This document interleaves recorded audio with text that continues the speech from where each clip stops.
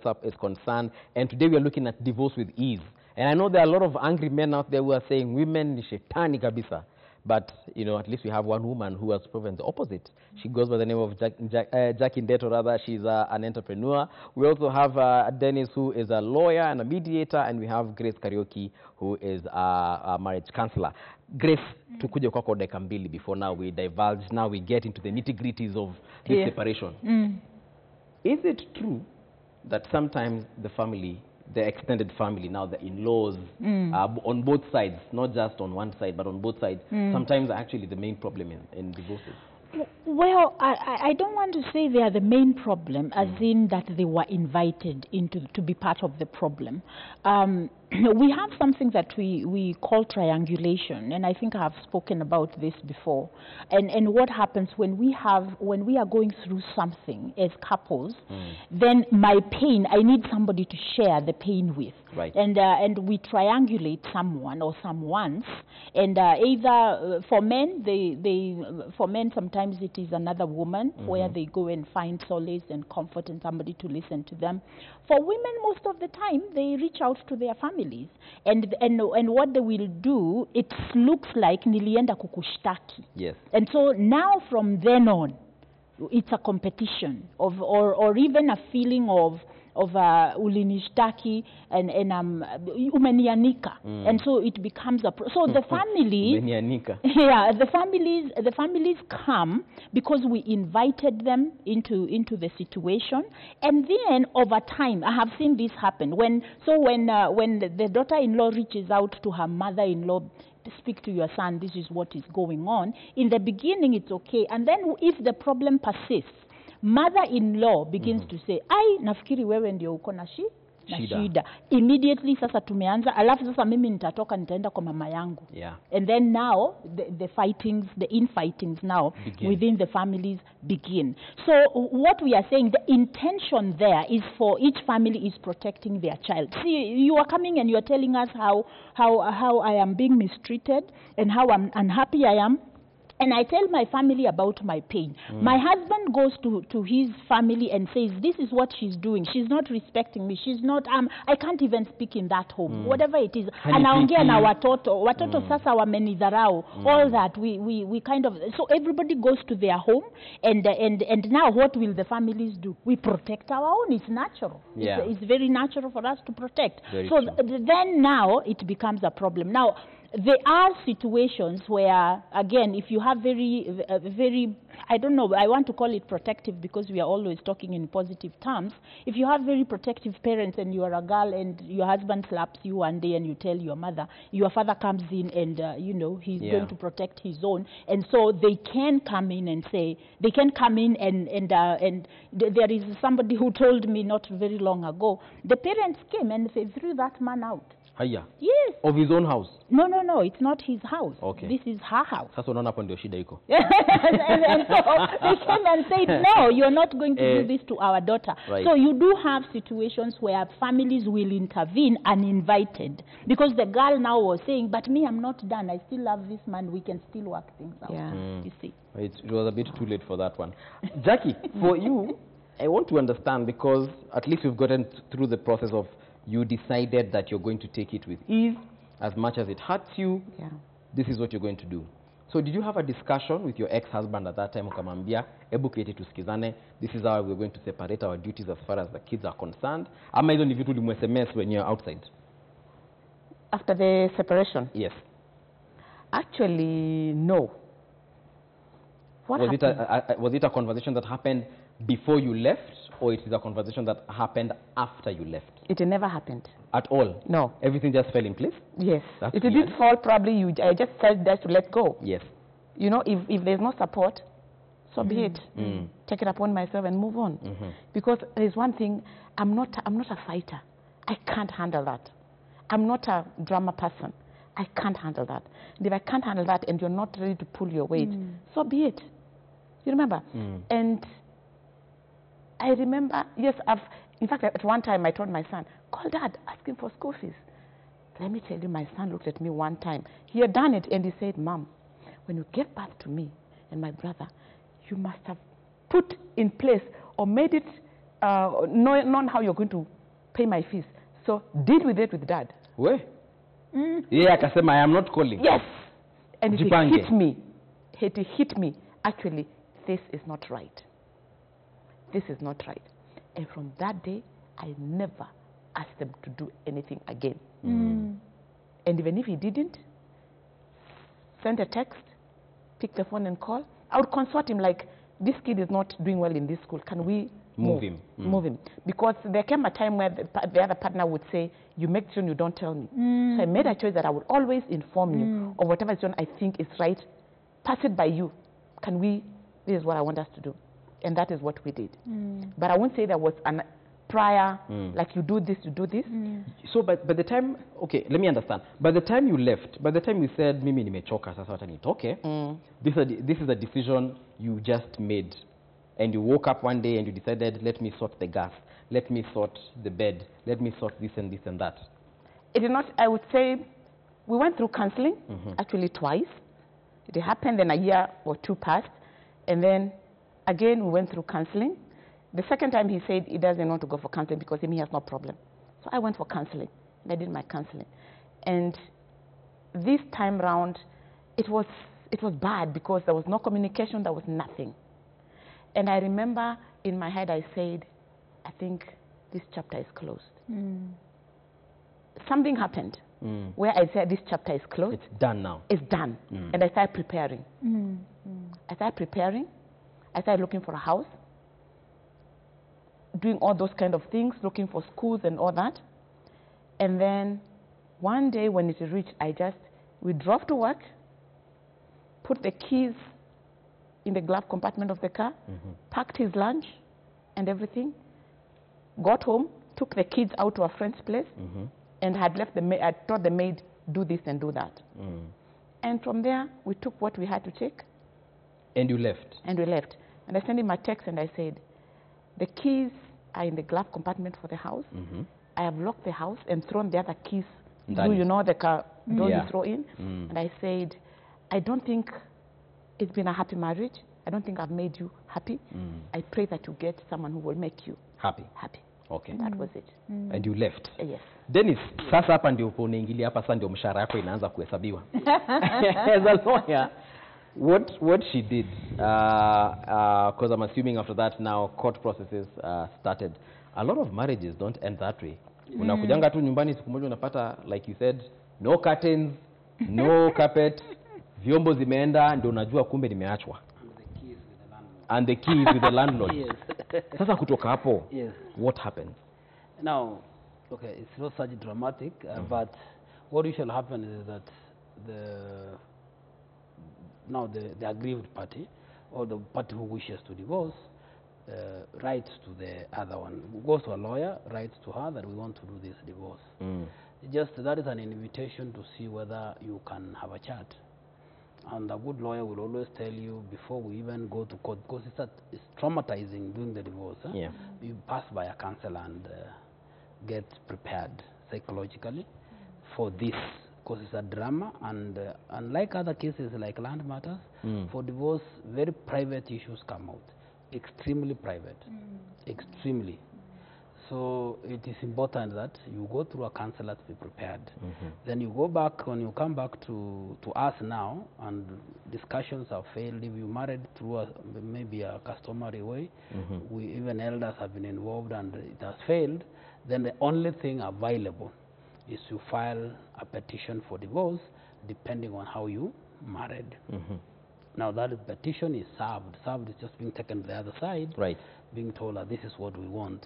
So mostly there are three other things involved: the marriage itself, the children, and the properties. So you start with you can start with the children and the divorce. Right. Then the properties later. Now, our marriage is our law is fault based. You have to show that the other side has done wrong. Okay. So you have to prove that. That's why sometimes the divorces are very nasty, because unless you show it's nasty, they will say you can live together. Okay. The marriage is not irretrievably broken down. For example, they are still communicating. So it could have been very easy for a court to say, you have a chance. Yeah. Okay. So after the petition comes, that's when now the processes of hearing starts. But you must prove 4 things in that process. Which are? 1, you must prove, like the first one is the matrimonial offenses. Either there was adultery, cruelty, or exceptional depravity, and all the marriages irretrievably broken down. Exceptional depravity is wide.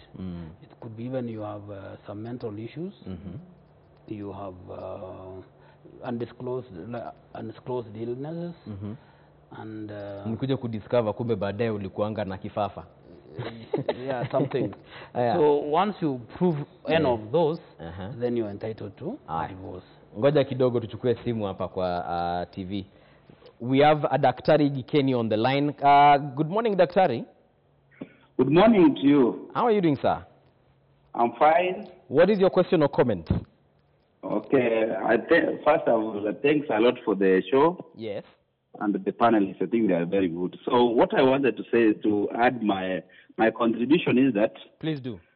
In most of this, I'm a surgeon by profession. I work in Nakuru. Okay. So sometimes what I have come to learn, these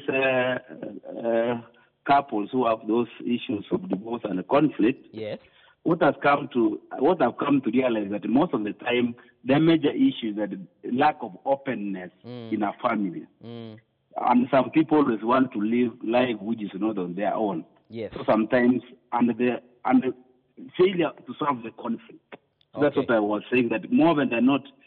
When we are open in a marriage, yes, I think the outcome can become better. At the same time, yes, as we always say that people always look for conflict when it's very late. So I can always say that when there's a small conflict, it's good to look for counselors and those experts. That's all my contribution. Thank you very much, Daktari from Nakuru. Asante sana. He, I think, has mentioned what you said about openness. Let's first of all check out what WhatsApp is saying as well. Good morning, y'all. I want to ask the panel to shed more light on why most women are driven by their mothers to make decisions. I have a friend who married 2 years ago, but the wife has compelled her to divorce despite and left the kids in the husband's homestead. So I think what anasema hapo is that the mother-in-law got into this marriage kabisa na kaambia msichana toka huko unateswa. I don't know. Care to comment on that, Grace? Sure, I would like to do that. You can look at it one way. The mother has pain herself, and so she sees the pain that she sees in her daughter's life triggers her own pain, and she may encourage the daughter to do what she did.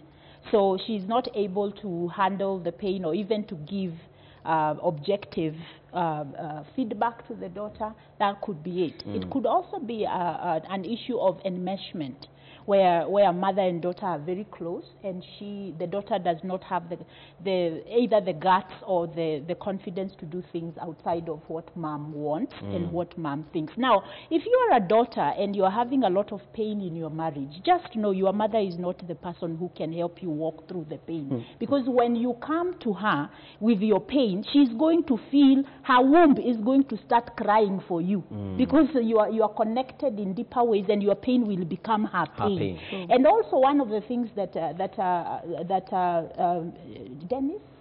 Dennis talked about, right. Find one person, one mediator who helps you through the challenges of your marriage, who is objective, who is not emotionally invested in the relationship. Because then what happens, we overwhelm people with our problems, and what do? Naturally, we want to fix the problem for you. We want to save you. We want to call you out of that pain, because even us, we feel helpless. And especially mothers, they will feel very helpless when they cannot fix their daughter's pain in their marriage. So if you are listening to us and you are going through that, don't put your mother in that space. Yes. She is not going to be objective. Okay. Let's go through another WhatsApp message as well. I can hear Jackie saying yes. It's almost like a prayer. Preach, Jesus, yes. Okay. Just a question. Is it possible that divorce gets to be the very last option? I get to hear some reasons why people divorce, and some are petty. Especially women have very little reasons to part ways with their spouses. Mediation is important and can help sometimes. Okay. Hajasema jina, but I believe that's right. Sorry, come again. I need to deal with that. It's skewed. The question is slightly skewed. It's not actually only women who live for petty reasons. Sometimes men, when they reach some years, 50, 60, and they're nearing retirement, they may then, or they have just made good money, they may suddenly realize that they married an ugly woman. And she has not become ugly because she's ugly, but somebody more beautiful has appeared. Born yesterday, stand up. Hannah pimples, Hannah wrinkles. Yeah, so not remembering that she will also be old one day. So it is not only women who live for petty reasons, but as I said earlier, at the very beginning, most of this living is the excuse for today, why I have left. But there is a whole catalog of issues that, you know, like you can tell people in public, I left because she didn't cook. But the reality is, probably you've been living as husband and wife, living as a brother and a sister, never sharing a bed for 2 or 3 years, keeping from outside. So when somebody says there are petty reasons, no woman who is sane enough, who have decided to marry, will just walk out. Something happened. They may even be misled by some other more handsome man, or what they think more handsome or more money. The reasons why they came in may have disappeared. For example, you told them you will buy them a plane and they discover you are in debt. That's a very big lie. Ngoja tu kidogo. There's an Ibrahim from Garissa. Ibrahim, good morning. Good morning, Bubi. Nasikia tu wewe unacheka hiyo maneno ya ndege. Yeah, what is it? You're very smart. You're very smart. Now let me contribute. Unajua sisi kama wa Somali. Ati unajua kama nimefanya nini? Sisi kama wa Somali, unajua mimi Msomali, so let me give you the Somali side. Okay, tell me. These people, they practice polygamous marriage. True. And mke akisikia tu bwana analeta bibi wa pili, the immediate action huwa anafanya without even a wide consultation ni ku ask divorce. Okay. That's one thing we have realized Somali. But we don't care. Sisi tutaoa as long as we are breathing. Thank you very much, Ibrahim. All right, we have Linda as well on the line. Linda, good morning. Good morning. How are you doing? I'm doing good. What is your question or comment, Linda? My comment is, I'm happy. Nimefurahia sana kwa hii mada. Ninafurahia sana venye mnaongea. Asante sana, Linda. Hata mimi niko na nini kitu yenye nataka kuchangia kiasi. Tafadhali changia. But marriage yangu ni ile customary ya ushago. Ni ile yani life kama ya ushago hivi. Hakuna communication na my husband in my house. Mnaishi kwa nyumba moja? Same. Unacheki kitu yenye nani ameguzia sahi hapo. Amesema nini? About whatever. Communication, hakuna hiyo to share anything in the house or whatever. So vitu kaa hizo. Sasa kama hiyo ni life gani mnakuwa mnaishi? Nimesikia ni kama uko na watoto. Mko na wangapi hapo? Tuko na watoto 3. 3? Na mmeoana ati miaka ngapi? No. 4 years. 4 years, eh? And now I'm pregnant. You are pregnant again. Huo ni number 4. Number 4. Congratulations. Unaona sasa, mimi mzee wangu, we don't share with him whatever and whatever. He has been married before. Okay. Married before. Okay. So tumekuwa hakuna communication. Tunaishi tu hivyo. Najua mimi ni mdogo kwake, but sana ile naona ni kama kitu kama madharau. Sometimes I feel to walk out of that marriage. Okay. Thank you very much, Linda. Nimekusikia. Okay. To address ya Linda kwanza yenye immediate, as you think about what she has said, let's see what's up as well, what is being said. Good morning, I am Lillian from Kitale. Thanks for this very sensitive topic. I went through the same, but decided the peaceful way. I made it look like a transfer. Because the man could not let me live peacefully, or so I thought. I left with nothing from the house except our clothes. mine and the kids. Later, I called and told him it was over. Painful it was, but I had decided to move on. It is well with us now. We have 2 sons, 10 and 12 years then. That was 2 years ago. Okay. Huyu alitoka akajifanya ni transfer na akaenda na akapiga simu baadaye. Similar to yours, but at least yours wasn't as... At least your husband allowed you to leave. I don't think he was... or did you leave with him away because probably he would have stopped you? Or why did you choose to do it when he was away? I didn't want conflict. I did not know how he would react. Okay. Because I believed it was the last thing. He never expected that I would leave. So I did not know how he was going to take it. Okay. Yes, and for the sake of my peace, I had to do it when we were away. Okay. When he was away at work. Yes. All right. Yeah. That at least makes sense. Yeah. Let's start with Linda before we go to that lady in Kitale. Yeah. Linda amesema yeye anafeel ni kama kuna madhara kwa you know, the marriage, zero communication, yet they are making babies. Oh my God. I don't know how they communicate during that baby making process, but probably you can... Yeah, it sounds as if they have been married for 4 years, they have 3 children and 1 on the way. We go back to what Dennis said. Preparation. There isn't much preparation. There isn't much building of their relationship. 4 kids later, there's no building up, really. Well, they are having babies, but they are not communicating. So he doesn't know her fears. He doesn't know who she is, what her aspirations are. She doesn't know the same. So there isn't the sharing, the intimacy that is not just physical. You know, sex is a small part of intimacy in marriage. We are talking about intimacy in terms of social. Do we go spaces together? Do we interact with the community together? Do we have intellectual intimacy where we talk about what? The coronavirus. What do you think? How are you feeling about BBI. that? Yeah, BBI. Do you even know what it stands for? And why are they? You know, we don't have those intellectual conversations that cause us to feel intimate with each other. We don't have spiritual intimacy. We don't go to church together. We don't have a tradition about a religiosity. You know, what do we want? What are the values we are teaching our children? When we think about even the emotional connection, do you even know how my day was? I have been here with the kids, and you come home at 9, you're tired, or even if you come at 7, you're tired, you pick the remote and you start watching. Or you come in, and play with the kids, but there is no time. My wife, how was your day? What has happened today? So there isn't that is happening. That's why she's feeling. She may not hate the man. She may not hate their lives, but she may be feeling neglected. Women need to be conversated with. They need to feel emotional connection, protection financially as well as physically, and they also need to be cherished. They need to feel that I am the queen of his life.